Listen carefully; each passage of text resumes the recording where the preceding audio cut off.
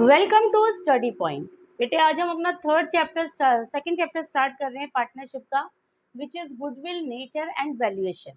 ठीक है, before starting this chapter सबसे पहले आपके लिए ये समझना जरूरी है कि गुडविल जो है हमारी टू टाइप्स की होती है। ठीक है, एक होती है हमारी परचेज गुडविल और दूसरी होती है हमारी सेल्फ जनरेटेड गुडविल।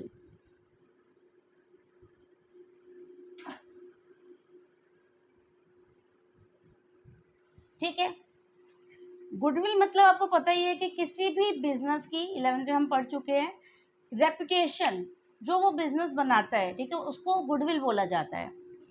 तो परचेज गुडविल का मतलब है कि अगर मैं कोई बिजनेस परचेज करती हूँ तो उस बिजनेस को खरीदने के साथ साथ मैं उसकी एसेट्स, लायबिलिटीज और साथ में उसकी जो भी रेपुटेशन होती है, मतलब गुडविल होती है मार्केट में, मैं वो भी परचेज कर रही हूँ, उसके लिए हम पेमेंट कर रहे हैं, तो डेट इज परचेज गुडविल।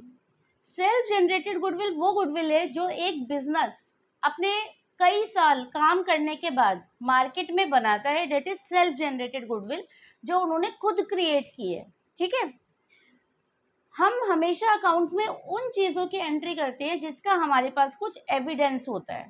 ठीक है, ये एक इंटेंजिबल एसेट है और accounting standard 26 which is related with intangible asset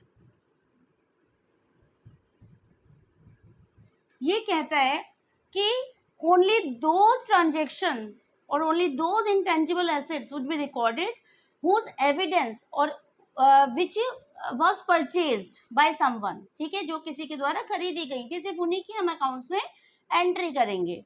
those transactions which are not related with purchases, यानी कि like self generated goodwill, are not entered in the books of accounts. तो ये बात आपको समझ आ गई होगी। तो इस अकाउंटिंग स्टैंडर्ड के अकॉर्डिंग हम बुक्स ऑफ अकाउंट्स में केवल परचेज गुडविल की एंट्री करते हैं। Self generated goodwill will not be recorded in the books of accounts because we don't have any evidence of purchase these types of goodwill. These are self generated, but these are purchase goodwill. We have an evidence of these types of goodwill, intangible assets कि भाई हमारे पास इसका evidence है कि हमने purchase करी है, that's why it is recorded in the books of account. ठीक है, ये बात क्लियर है। तो हमेशा क्वेश्चन थ्योरेटिकल भी पूछा जा सकता है कि which goodwill will be entered in the books of accounts, तो purchase goodwill will be entered in the books of accounts. ठीक है, self generated goodwill will not to be entered in the accounts. Okay, चलिए, अब जब purchase goodwill को enter किया जाता है तो परचेज गुडविल की कैलकुलेशन क्या है, या हम बोल सकते हैं वैल्यूएशन ऑफ गुडविल। भाई बुक्स में एंटर करेंगे तो उसकी वैल्यू तो निकालनी पड़ेगी ना। तो वैल्यूएशन ऑफ गुडविल, इसके गुडविल को वैल्यू करने के, गुडविल की कैलकुलेशन करने के हमारे पास 3 मेथड्स होते हैं। First is average profit method,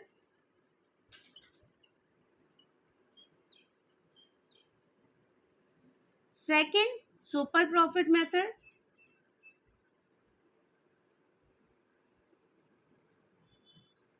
and third one is capitalization method.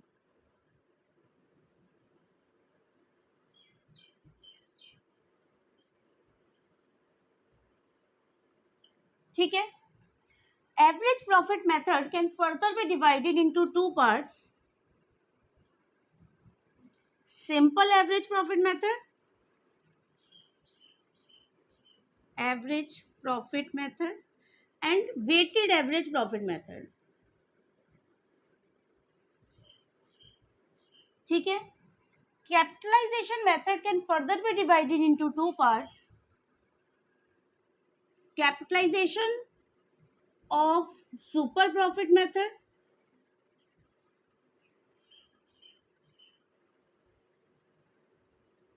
और capitalization of average profit method. In short, हम ये जो दो मेथड पढ़ने वाले हैं स्टार्टिंग में, इन दोनों मेथड्स का कॉम्बिनेशन वही हमारा कैपिटलाइजेशन मेथड है। अगर ये दो मेथड अच्छे से समझ आ गए तो capitalization method you can do it easily. तो this is the whole chapter, whole your chapters. ठीक है, कि इस चैप्टर का जो मेन पार्ट है गुडविल पे एक वैल्यूएशन का क्वेश्चन आता ही आता है। बाकी गुडविल वैल्यूएशन के जो कंसेप्ट है वो आपके आगे आने वाले हर चैप्टर में आने वाले हैं, तो इसलिए आपको गुडविल की कैलकुलेशन करना बहुत अच्छे से आना चाहिए, ठीक है। तो हम ये पूरा चैप्टर पढ़ने वाले हैं, इससे आपको आइडिया लग जाएगा कि हम चैप्टर में करने के वाले हैं। तो ये है हमारा chapter number 2, that is goodwill, nature and valuation. Okay, चलिए let's start from average method.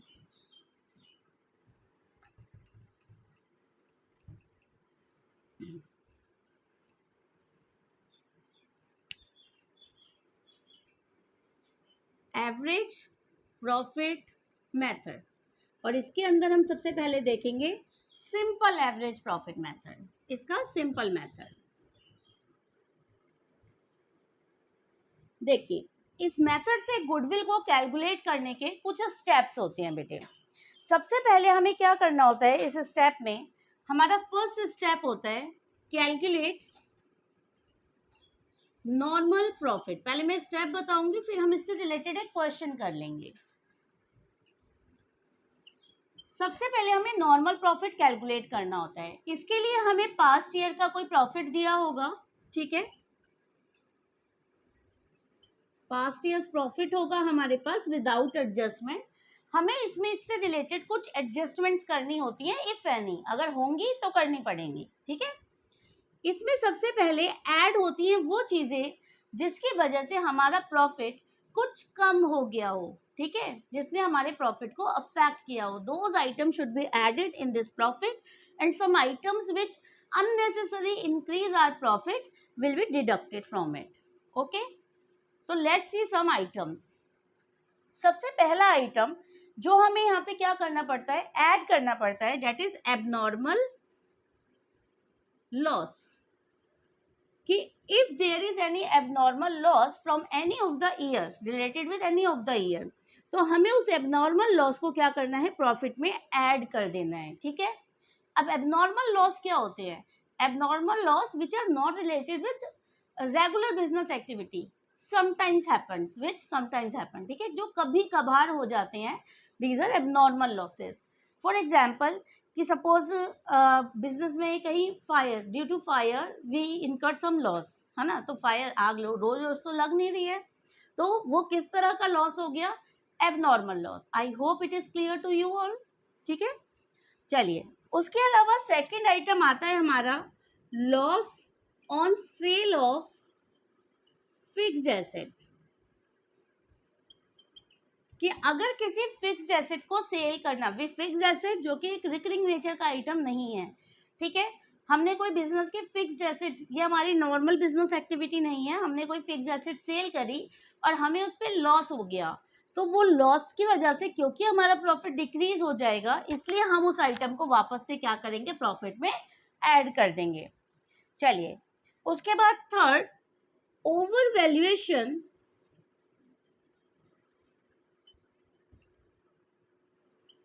of opening stock and undervaluation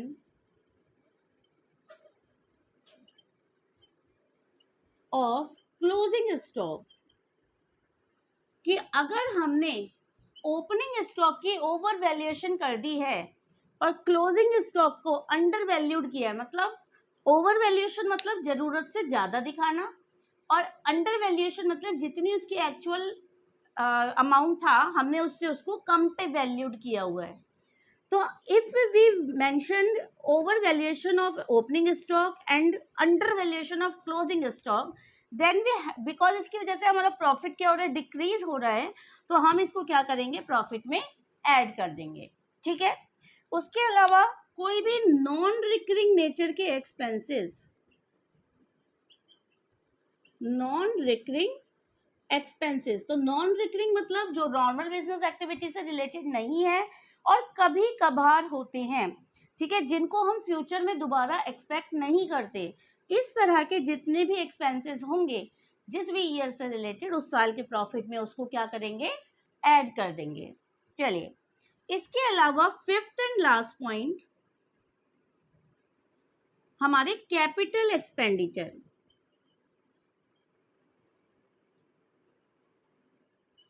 capital expenditure charged as revenue expense.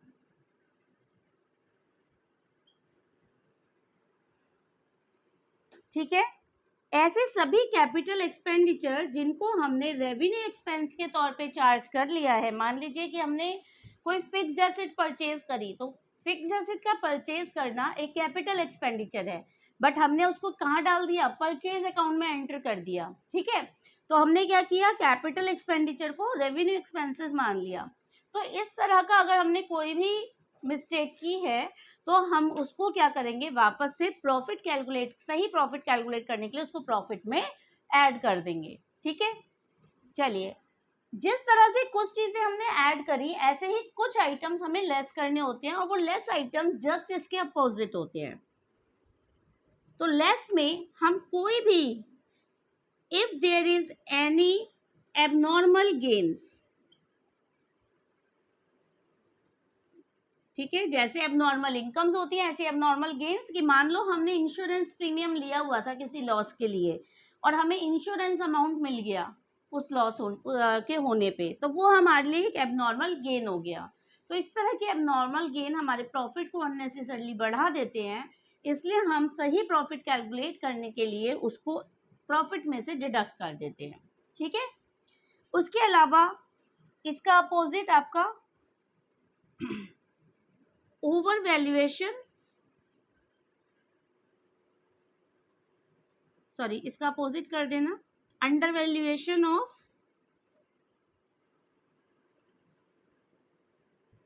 Opening stock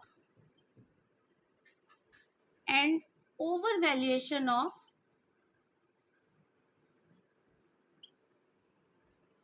closing stock.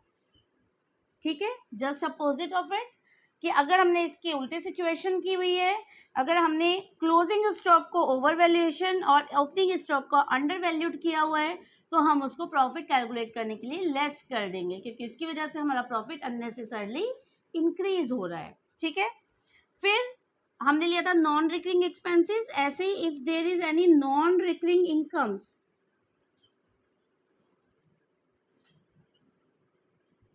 अगर कोई नॉन रिकरिंग इनकम्स है तो हम उनको वापस से profit में ऐड कर देंगे।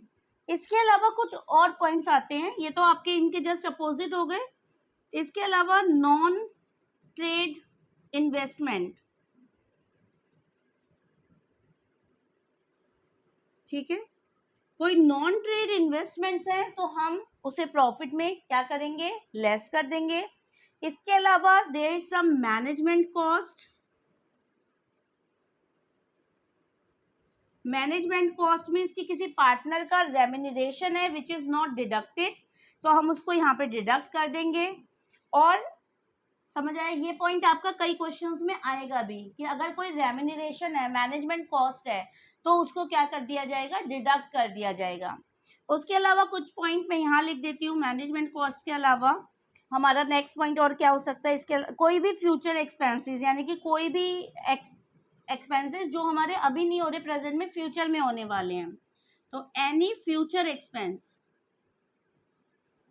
सपोज आपको इंश्योरेंस प्रीमियम पे करना है, तो आप अभी नहीं कर रहे हो, फ्यूचर में करेंगे, इसलिए कोई भी फ्यूचर एक्सपेंसेस अगर प्रॉफिट में से ऐड शामिल है तो हम उसको प्रॉफिट में से लेस कर देंगे। ठीक है, ये आइटम जिस भी ईयर से रिलेटेड होंगे उसमें इसकी एडजस्टमेंट कर दी जाएगी, बस आपको आइटम्स पता होने चाहिए कि कौन से ऐड होंगे कौन से लेस होंगे।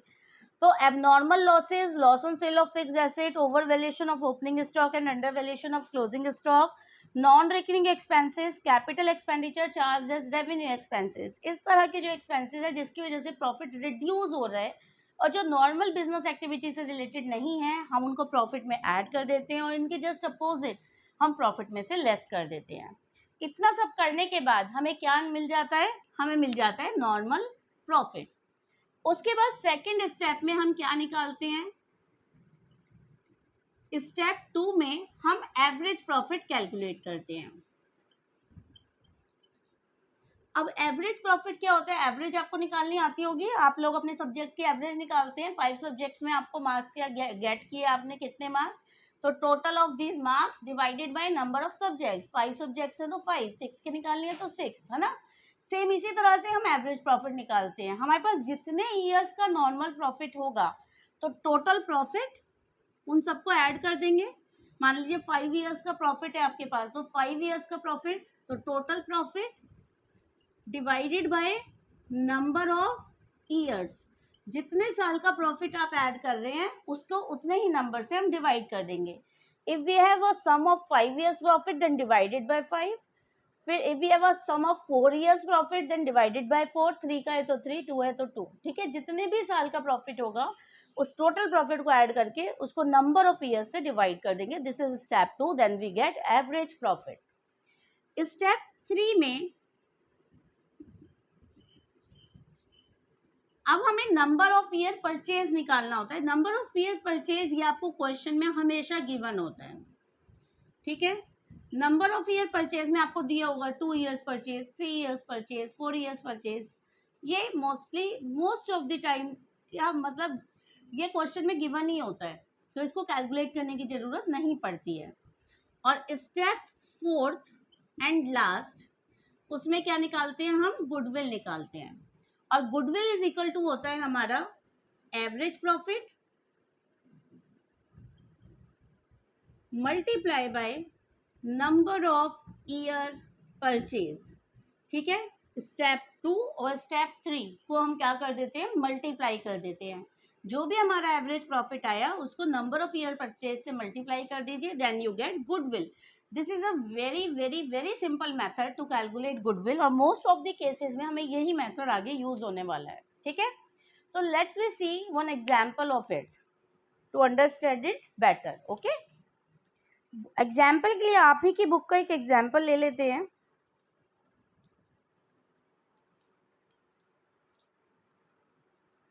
Okay, in your book see illustration number 4।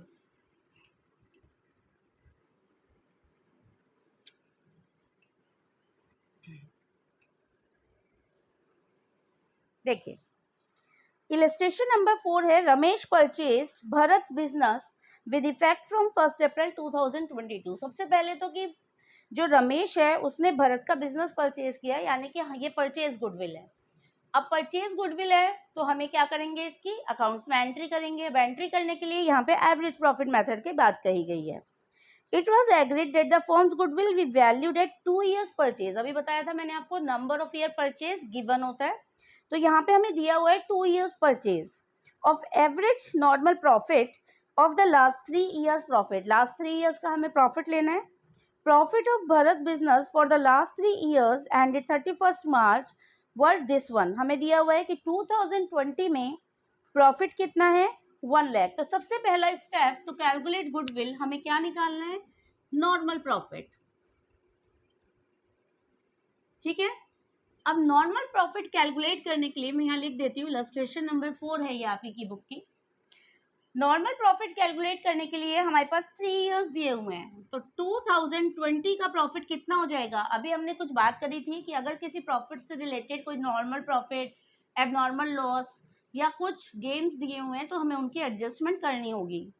तो हमें दिया है 2020 में there is 1 lakh profit including an abnormal gain of ₹10,000। और अभी हमने जस्ट स्टेप्स में देखा था कि if there is any abnormal gain then we have to deduct the abnormal gain from that years of profit.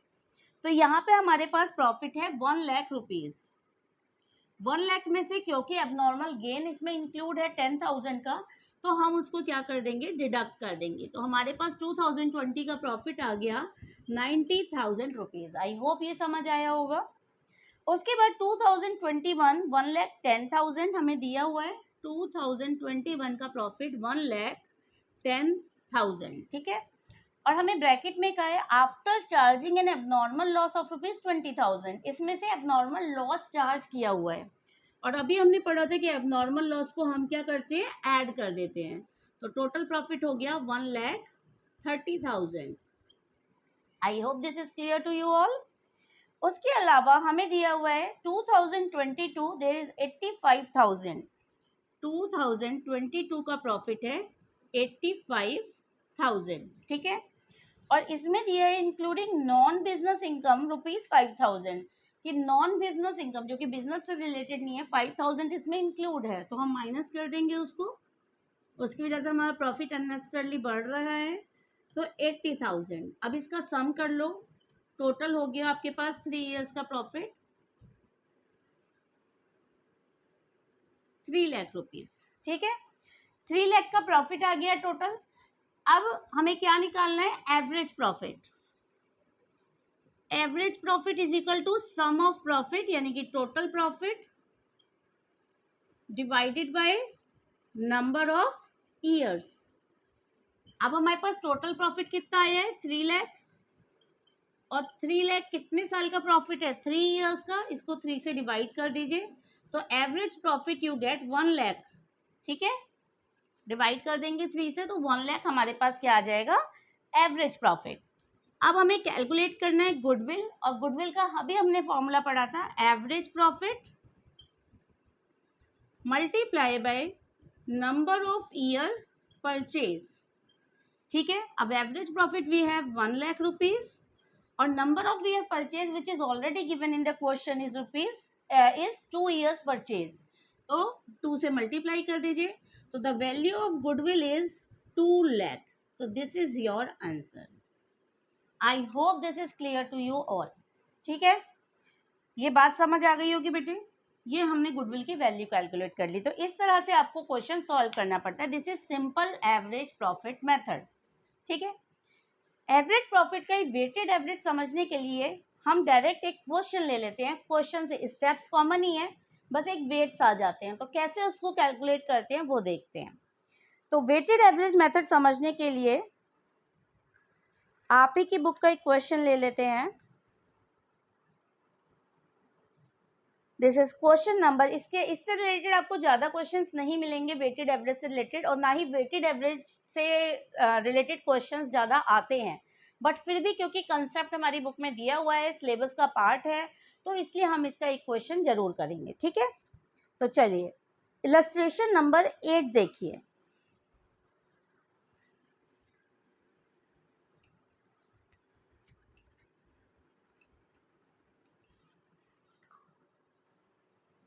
ये हम कर रहे हैं वेटेड मेथड। ठीक है, आपकी इलस्ट्रेशन नंबर 8, हमें इसमें दिया है profits of the firm for the last 5 years. हमें 5 इयर्स का प्रॉफिट गिवन है। Calculate value of goodwill on the basis of 3 years purchase. Number of year purchase is already given in the question. Of the weighted average profit after assigning weight 1, 2, 3, 4, 5 respectively. Weighted average method में आपको weights given होंगे। ठीक है, to the profits for the year ended 31st March 2018, 19, 20, 21, 22। इसका मतलब हमें continuity में चलना है, 20 से स्टार्ट करना है, 2018 से स्टार्ट करना है, और हमें जैसे जैसे वेट गिवन है सीक्वेंस में 1, 2, 3, 4, 5, ठीक है, ये दिया हुआ है। अगर आपको दिया होता है कि वेट इसी तरह से दिए होते, बट आपको दिया होता profits for the year ended 31st मार्च 2022, 21, 20, 19, 18, तो उस समय हम 1 नंबर जो वेट है वो लास्ट ईयर के प्रॉफिट को देते। ठीक है, यहाँ पे हमें पर वेट्स के कंटिन्यूएशन में हमें प्रॉफिट भी ऐसे ही दिया हुआ है 2018, 19, 20, 21, 22, तो हम वेट्स को भी उसी हिसाब से असाइन करेंगे। चलिए लेट्स सी कि इस क्वेश्चन को कैसे करते हैं। सबसे पहले हमें वही नॉर्मल प्रॉफिट कैलकुलेट करना है। यहाँ पे इसको हम वेटेड एवरेज प्रॉफिट कह देते हैं।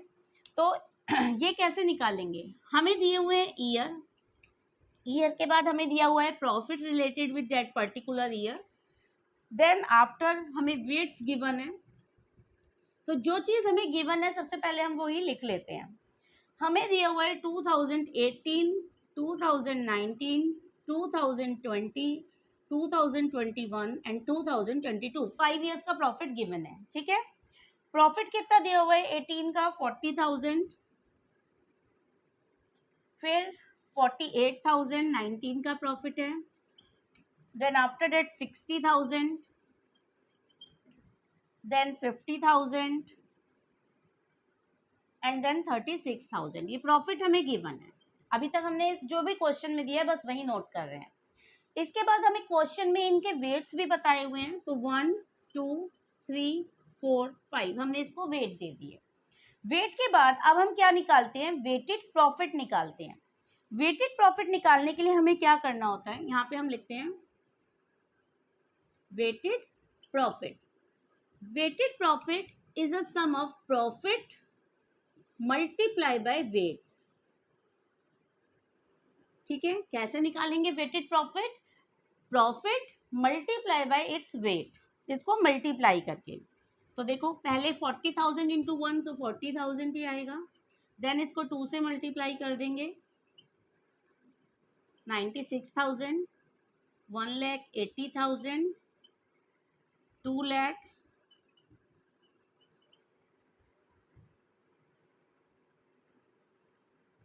1,80,000। I hope this is clear to you all. हमने क्या किया, प्रॉफिट को वेट से मल्टीप्लाई कर दिया। अब हमें क्या करना है, इसका वेट का और प्रॉफिट का सम कर लेना है। ठीक है, तो इसका सम हम कर लेंगे।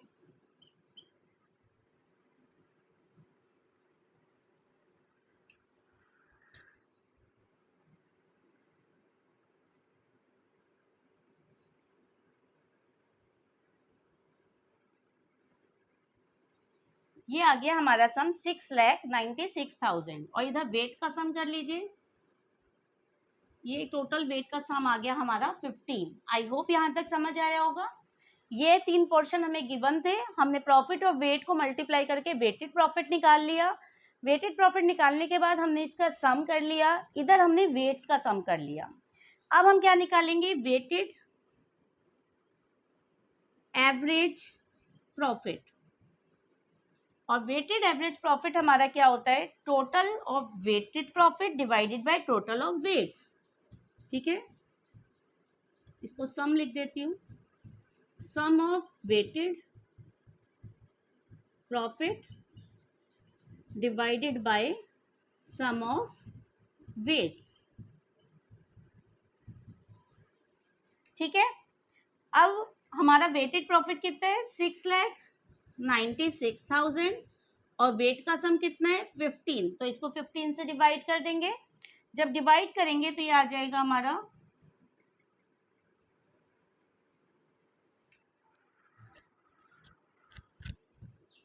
46,400। ठीक है, 6,96,000 डिवाइडेड बाय 15 वी गेट 46,400। ये क्या आया हमारा वेटेड एवरेज प्रॉफिट। अब हम कैलकुलेट करेंगे goodwill. A goodwill equal to same weighted average profit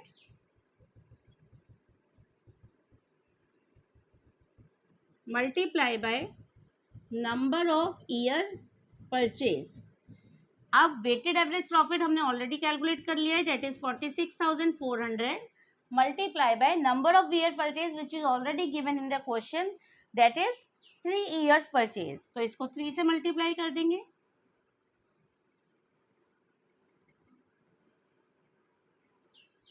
तो 1,39,200। This is our answer. ये क्या आ गई हमारी गुडविल। आई hope this is clear to you all. ठीक है, तो ये हमारा इसके साथ ही बेटे एवरेज प्रॉफिट मेथड यहाँ पे खत्म होता है। If you have any doubt then definitely tell us to write in comment box. We will try to solve your problem. अगर आपको हमारी वीडियोस अच्छी लगती हैं तो please like, subscribe and share our channel. Bye bye, good day.